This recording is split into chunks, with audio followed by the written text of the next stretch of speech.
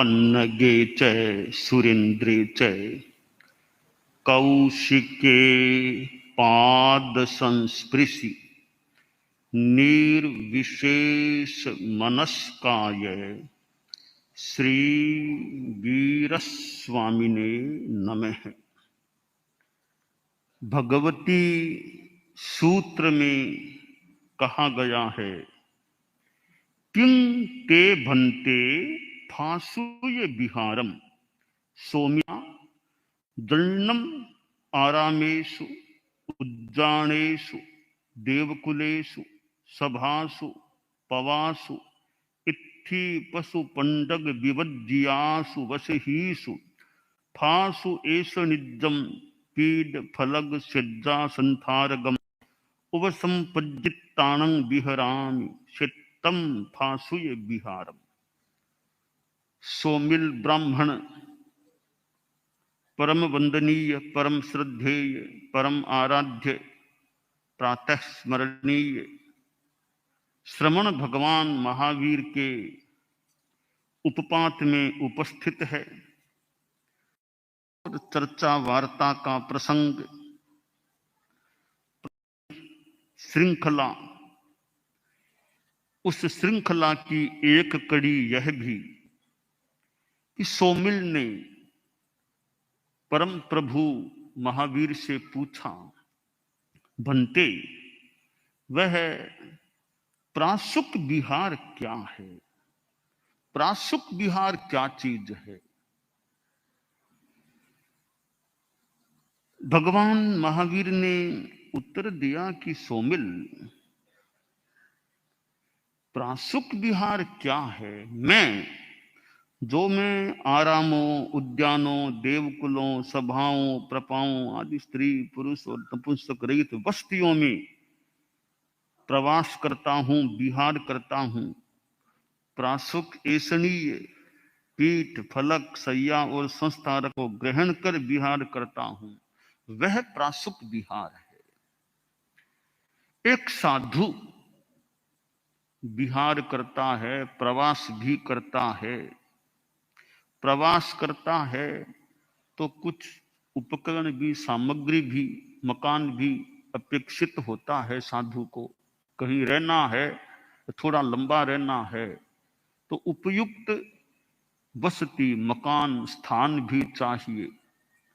हालांकि और तो कभी न मिले तो साधु तो रुक्ष मूले वे, कभी पेड़ के नीचे भी रह सकता है साधु तो। और स्थान मान लो नहीं मिला तो कोई बात नहीं, कहीं पेड़ मिल गया, गांव के बाहर कहीं पेड़ के नीचे रह जाओ। पर सामान्यतया और खासकर वर्तमान परिवेश में तो रहने के लिए प्रायः मकान मिलते भी हैं, कहीं न कहीं कोई किसी रूप में मिल जाए। यात्रा में एक दिन में भी अनेक विहार, फिर एक रात का प्रवास हो तो भी स्थान प्रायः उपलब्ध होता ही है। कोई स्कूल मिल जाए, कॉलेज मिल जाए, कोई किसी का मकान मिल जाए, कोई झोपड़ा मिल जाए, कोई मंगल कार्यालय जैसा कोई होटल, कोई कहीं न कहीं कोई स्थान जैसे तैसे प्रायः मिलता ही होगा, मिलता भी है। तो एक रात का प्रवास करना हो, एक दिन में भी 2 विहार, 3 विहार भी, कभी कभी एक दिन में कई विहार भी हो जाते हैं। थोड़ी देर के लिए ठहरना, थोड़ी देर के लिए स्थान चाहिए। और जहां चतुर्मास करना है या अनेक दिनों का, अनेक रात्रियों का प्रवास करना है, वहां भी स्थान चाहिए। वहां तो और ज्यादा उपयुक्त चाहिए। एक रात ही रहना है या कुछ घंटे ही रहना, तो जैसा भी स्थान मिला काम करके अपना आगे बढ़ना है, तो करना है। चतुर्मास जैसा लंबा प्रवास करना है, वहां तो और भी कुछ अनुकूलता हो तो साधुचर्या का पालन ठीक हो सकता है। कि जहां प्रासुक विहार की बात है कि रहने के लिए स्थान चाहिए, चतुर्मास करना है तो चतुर्मास के अनुकूल स्थान मिले तो चतुर्मास ठीक तरह होने में निमित्तता मिल सकती है। अनुकूलता प्राप्त हो सकती है कि चतुर्मास जहां करे, कहीं गोचरी पानी की कोई सुविधा है या नहीं, आहार पानी मिलने की सुविधा है या नहीं, रहने के लिए, प्रवास के लिए स्थान उपयुक्त है या नहीं। एकदम बसता घर है कि घर में ही रह जाओ, चौमासा करो, तभी बसते घर में तो जहां तक हो सके न रहना पड़े, बढ़िया चौमासा जैसा लंबा काल और बसता घर है। थोड़ा निर्वाला स्थान हो तो फिर भी अलग कोई निर्वाला एकांत स्थान हो तो स्थान भी उपयुक्त मिले तो चातुर्मासिक प्रवास जैसा लंबा प्रवास, चतुर्मास के बिना भी 1 महीना 2 महीना 3 महीना रहना है तो उपयुक्त स्थान चाहिए। भगवान महावीर ने कहा, सोमिल मैं जो यह विहार करता हूं, बस्तियों में रहता हूं, तो जो यह उपयुक्त स्थान स्त्री पुरुष नपुंसक रहित हो और वहां फिर मुझे यानी पट्ट चाहिए, बाजोट, पीठ, फलक, सैया, संस्थारक, ये चीजें भी उपयुक्त प्रासुक ऐसनीय मिल जाए, उनको मैं लेता हूं, ग्रहण करता हूं। तो 2 बातें हो जाती है प्रासुक विहार की। एक तो मकान, वो स्थान भी उपयुक्त, थोड़ा एकांत, थोड़ा निर्वाला हो, वैसा स्थान चाहिए। फिर ये पाठ बाजोट आदि भी मिल जाए तो दोनों, मकान भी मिल गया और पाठ बाजोट आदि भी जो अपेक्षा मिल जाए, फिर हम जो रहते हैं यह हमारा प्रासुक विहार होता है।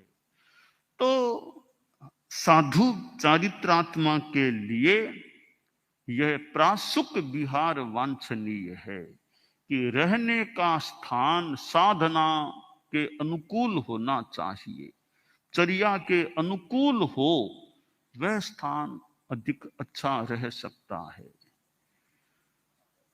तो बसती प्रवास का स्थल अच्छा होना चाहिए, का आरामों, उद्यानों, भी उद्यान में भी रह सकते हैं, उद्यान में भी रह जाएं, आराम उद्यान, वहां भी रहने का स्थान है, आसपास पेड़ वृक्ष भी हैं, हरियाली है, रहने का भी कुछ स्थान है, एकदम निर्वाला सा स्थान है, तो वहां भी साधु प्रवास कर सकता है। अनुकूल स्थान हो रहने का, फिर प्रवचन आदि के लिए मिल जाए तो आने वाले लोगों को प्रवचन सुनने के लिए, उपासना सेवा के लिए आने वालों को भी स्थान मिलता हो तो वहां व्याख्यान आदि भी अच्छे ढंग से, सेवा, उपासना, चर्चा, तत्व चर्चा आदि आदि कार्य भी सुसंपन्न हो सकते हैं। तो चतुर्मास है, लंबा प्रवास है, तो एक तो खुद की साधना, खुद की चर्या का पालन, साथ में दूसरों का भी कोई कल्याणकारी कार्य, परोपकार, आम जनता, श्रावक श्राविकाओं को भी कोई लाभ मिल सके, वह स्थान भी साथ में हो तो वो प्रवास औरों के लिए भी फलदायी, कल्याणकारी सिद्ध हो सकता है। तो स्थान साधुचर्या के भी अनुकूल हो, आने जाने लोगों के लिए भी कुछ अनुकूल हो, और फिर रहने की सामग्री, सामान्य पाठ बाजोट आदि भी उपलब्ध हो जाएं, और यत्किंचित औषधि आदि की भी अनुकूलता हो, ये कई दृष्टियों से प्रवास स्थल उपयुक्त हो, तो वो साधु के लिए अच्छा प्रासुक विहार हो सकता है। तो भगवान महावीर ने जो सोमिल ब्राह्मण के प्रश्नों के उत्तर दिए हैं, दे रहे हैं, उनमें यह प्रासुक विहार की जो बात आई है कि साधु का प्रवास स्थल, वो स्थान उपयुक्त होना चाहिए, जहां स्थान एकांत भी हो कुछ, वहां बस्ती लोगों का रहवास इतना इस रूप में न हो कि कुछ साधु के लिए कठिनाई हो जाए, अनुकूलता न रहे, इसलिए निर्वाणा स्थान साधु को मिले। एक रात और तो ठीक है, काम जैसे तैसे कोई चला लिया जाए, फिर भी थोड़ा लंबा रहना हो तो स्थान एकांत होना चाहिए, निर्वाला, जहां बस्ती लोगों की परिवार वहीं रहता है, वहीं साधुओं को रहना है, तो वो थोड़ी कहीं कठिनाई की स्थिति भी पैदा हो सकती है। इसलिए साधु साध्वियां विहार करते हैं समाज के, जैसे आजकल 13 पंथ भवन भी कई जगह मिलते हैं। अब 13 पंथ भवन जैसा निर्वाला स्थान मिल जाए, जहाँ न कोई परिवार का निवास है, प्रवास, एक निर्वाला अपना स्थान है, वो एक तरह से बहुत अच्छा उपयुक्त स्थान निर्वाले की दृष्टि से। और अनुकूलता गर्मी सर्दी की तो अलग बात है, निर्वाला स्थान हो जहां रहवास नहीं है किसी का, निर्वाला, वो साधु के लिए बहुत अच्छा स्थान इस संदर्भ में हो सकता है। तो साधु को अपनी चर्या के अनुकूल स्थान मिल जाए, या कुछ सुविधा, पाट बाजोट आदि सामग्री, गोचरी पानी की थोड़ी सुविधा मिल जाए, आसपास कहीं कोई गोचरी करने की भी अनुकूलता हो, कि मकान तो निर्वाला है पर आसपास घर कोई नहीं है, तो गोचरी पानी फिर कहाँ हो, तो मकान भी उपयुक्त हो, और कुछ आसपास गृहस्थों के घर जहां गोचरी पानी यह भी कुछ अनुकूलता रह सके, और यत्किंचित चिकित्सा औषध आदि भी उपलब्ध हो सके, ऐसे अनुकूल स्थान हो वह साधु के लिए। और फिर एकदम अपना प्रासुक विहार, तो यह प्रासुक विहार की जो बात है साधुओं के लिए है, वैसे तो प्रासुक विहार गृहस्थों के तो अपने ढंग के मकान होते हैं, गृहस्थों के मकान तो फ्लैट हो, कुछ भी हो, बंगले हो, वे अपने ढंग से उनके मकान हो सकते हैं। तो साधु का रहवास तो एक साधुता के लायक थोड़ा उचित उपयुक्त निर्वाला सा स्थान हो, तो वो थोड़ा प्रासुक विहार अच्छी साधना की दृष्टि से अनुकूल रह सकता है। और फिर साधु अपनी ज्यादा लालसा न रखे, ज्यादा कोई सुविधावादिता न रखे, श्रमशीलता हो, भोजन जैसा भी मिल गया, जैसा मतलब स्वास्थ्य के कुछ अनुकूल जैसा भी मिल गया, उसी से अपना काम चलाए, संतोष रखे, साधु संतोष रखे, ठीक है, जैसा भोजन मिला अपने नियम के अनुकूल मिल गया, बस उसमें संतुष्ट रहो, ज्यादा आकांक्षा मत रखो। यह आकांक्षा आदमी की कम हो, जो मिल गया उसमें बस संतुष्ट है, फुल्का साग दाल रोटी जो गोचरी घरों में मिल गया बस उसमें संतुष्ट है, और कोई कामना आकांक्षा नहीं। तो संतोष साधु के जीवन में रहना चाहिए। आप लोग गृहस्थ हैं, साधु के लिए तो प्रासुक विहार की बात है ही, गृहस्थ भी संतोष रखें। आदमी संतोष का जीवन जिए तो शांति रहती है, आनंद सुख रहता है। ज्यादा लालसा आकांक्षा है, देखिए, वांट्स और नीड, मांग, भीतर की चाह और एक अपेक्षा, आवश्यकता कितनी है, आपकी वांट्स, नीड कितनी, वांट्स कितनी, वांट ज्यादा है, लालसा, वो लालसा अनपेक्षित नहीं होकर के आवश्यकता की, तो साधु को तो नीड की पूर्ति का तो मान लो प्रयास कर सकता है, वांट की पूर्ति में ज्यादा नहीं जाना चाहिए। वांट और नीड, हमारे छोटे संत हैं तो वांट और नीड, वांट क्या क्या है, नीड क्या है, 2-3 पेंसिलों की नीड है तो वांट 7-8-10 की क्यों रखें, तो वांट और नीड का हम अंतर रखें।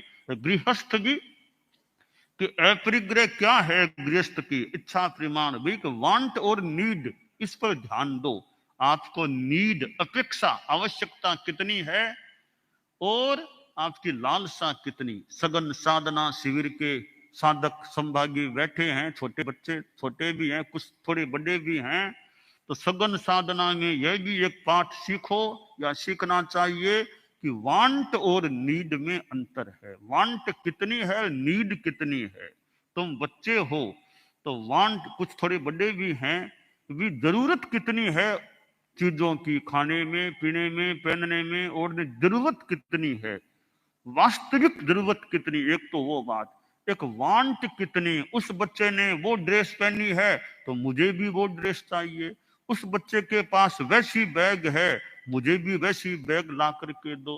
तो वांट हो जाती है, वांट। वांट नहीं, नीड, अपेक्षा जितनी है उसकी तो पूर्ति मान लो माता पिता और से कह करके, या वो खुद भी कर दे। ज्यादा वांट हो जाए, वो चीज वो बढ़िया, उस बच्चे के पास बढ़िया चीज है तो मुझे भी वही चीज मिलनी चाहिए। ये वांट और नीड का अंतर है। फिर घर की अपनी परिस्थिति भी होनी चाहिए। एक बच्चा था, स्कूल में पढ़ता था, तो अपने उसके साथी हो गए, तो साथियों ने कहा जी मैं तो रोज दूध पी करके आता हूं, मेरी माँ तो मुझे रोज दूध पिलाती है, दूध, दलिया, दूध में कई बार और बादाम आदि डाल के मुझे पिलाती है। तो वो बच्चा थोड़े धनाढ्य घर का था, तो उसने कई बच्चों के सामने कह दिया कि मेरी माँ तो दूध पिलाती है मुझको, कभी दलिया दूध में कभी बादाम और डाल के ऐसे खिलाती है। तो एक बच्चा उस मंडली में थोड़े घर का था, तो उसने सोचा रे इसकी माँ दूध पिलाती है, मुझे तो मेरी माँ दूध पिलाती नहीं है, मुझे तो रोटी साग खिला के भेज देती है, तो मुझे भी दूध चाहिए। छुट्टी हुई स्कूल की, वो घर गया, बोला माँ माँ कल से मैं भी दूध पीऊंगा। मेरा वो मित्र साथी वो कहता है रोज दूध पीकर आता हूँ, तो मैं भी दूध पीऊंगा रोज। तो माँ ने सोचा रे कहाँ वो बच्चा और कहाँ मेरा परिवार। वो बच्चा तो धनवान घर का है, मैं तो एक सामान्य गरीब घर में रहने वाली, तेरे पिता भी, मन में सोचा तेरे पिता भी नहीं रे, मैं अकेली जैसे तैसे काम चला रही हूँ परिवार का, कहीं धंधा करके, मैं रोज का दूध कहां से लाऊं। बच्चे ने कहा नहीं नहीं, जिद कर लिया, मुझे तो कल दूध मिलेगा तो स्कूल जाऊंगा, वरना कल से स्कूल नहीं जाऊंगा मैं तो। अब छोटा बच्चा और उसका आग्रह है, माँ की मजबूरी, दूध लाए कहां से, इतना पैसा है नहीं रोज दूध मंगवा सके। कब बच्चा देखती हूँ। अब माँ को तो कोई उपाय करना था, तो वो सवेरे सवेरे वो फुल्का कुछ बनाती, तो वो आटे का जो धोन होता, आटे का पानी, तो थोड़ा उसको अच्छी तरह उसको आटे का एक गिलास में भर लिया, उसमें चीनी डाल दी, उसको गर्म कर लिया, लो बेटा आओ पियो। तो वो आटा और का पानी था, चीनी थी, हाँ बहुत अच्छा पी लिया, अब जाऊं स्कूल, बहुत अच्छा पी लिया। तो कई दिनों तक माँ उसको वो आटे का पानी गर्म करके चीनी डाल के पिलाती रही, बच्चा खुश हो जाता, स्कूल जाता, आ जाता। एक दिन की बात, थोड़ा वो बड़ा भी हो गया था, उसका वो साथी बोला जो कहता था कि रोज दूध पी कर आता हूं, उसने कहा आज तो मेरे घर चलो, मैं तुमको मेरे घर नाश्ता कराऊंगा। ठीक है चलता हूं। तो एक दिन सुबह सुबह वो उसके घर गया, तो उसके वहां बहुत बढ़िया रडाया हुआ दूध, बादाम की कतरन वगैरह का लो ये पी, वे पिया, ये कितना स्वादिष्ट दूध है, माँ पिलाती है वो तो और कैसा ये लगता है, बहुत बढ़िया दूध लगता है, तो ये तो बहुत बढ़िया स्वादिष्ट है। अब फिर स्कूल के बाद घर गया, बोला माँ दूध तो मैंने आज पिया है, इतना बढ़िया दूध तुम पिलाती हो, वो क्या पिलाती हो मुझे, होता तो सफेद सा, पर उसमें ऐसा स्वाद नहीं जो आज मैंने स्वाद लिया। थोड़ा सा बड़ा भी हो गया था वो। तो माँ बोली बेटा उस घर की हमारे घर की तुलना मत करो तुम, वो अलग घर है, हमारा अलग घर है, अपने घर की जो स्थिति हो उसके अनुसार चलना चाहिए, संतोष रखना चाहिए। बेटे ने कहा माँ बताओ बात क्या है। कि बेटा मेरे पास दूध है कहाँ, मैं तो तुमको आटे का पानी पिलाया करती हूँ। कि माँ ठीक है तुमने अपने ढंग से काम किया, मैं भी समझ गया हूँ कि हमारे घर की स्थिति अलग है, उसकी स्थिति अलग है। माँ बोली तुम पढ़ लिख के खूब कभी पैसा कमाओगे, खूब दूध पीना तुम बाद में। थोड़े वर्षों बाद वो खुद अच्छा पढ़ा लिखा हो गया, उसने अच्छी कमाई शुरू की, अब तो घर में खूब गायें भी दूध आने लग गया। माँ बोली बेटा अब तुम खूब दूध पिया करो, अपने पैसे की कमी नहीं है। तो संतोष भी घर में जो स्थिति है उसमें संतोष रखो। वांट और नीड तो अपेक्षा की पूर्ति वो भी घर की परिस्थिति भी तो देखनी होती है ना।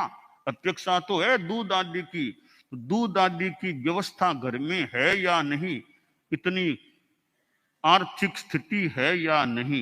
तो संतोष साधक जो हैं सघन साधना शिविर के, वे संतोष को धारण करना सीखें।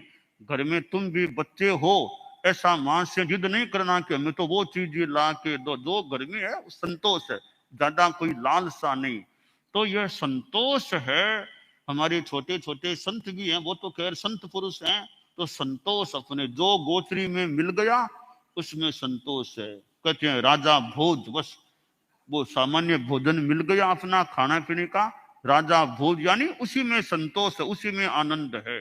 तो जीवन में जो सहज मिल जाए या कुछ पुरुषार्थ से मिल जाए, तो नीड कितनी और वांट कितनी, इस पर ध्यान देकर के आदमी जीवन जिए। तो खासकर आप लोग जो गृहस्थ हैं, वो हम जो अपरिग्रह की एक इच्छा प्रमाण की बात करते हैं, इसमें वांट और नीड को अलग अलग कर लें कि वास्तविक नीड कितनी है, आदमी की लालसा वांट कितनी है। तो हम वांट पर तो नियंत्रण रखें, नीड जितनी है उसकी यथा अनुकूलता पूर्ति का भी प्रयास आदमी कर सकता है। तो भगवान महावीर ने ब्राह्मण सोमिल से जो कहा है कि प्रासुक विहार, बस साधु यानी उपयुक्त स्थान में, और जो अचित पीठ फलक कल्पनीय जो हैं पाठ बादोट सोने के लिए बैठने के लिए जो चीजें वो मिल गई, बस उसमें अपना रहे। यह साधु के लिए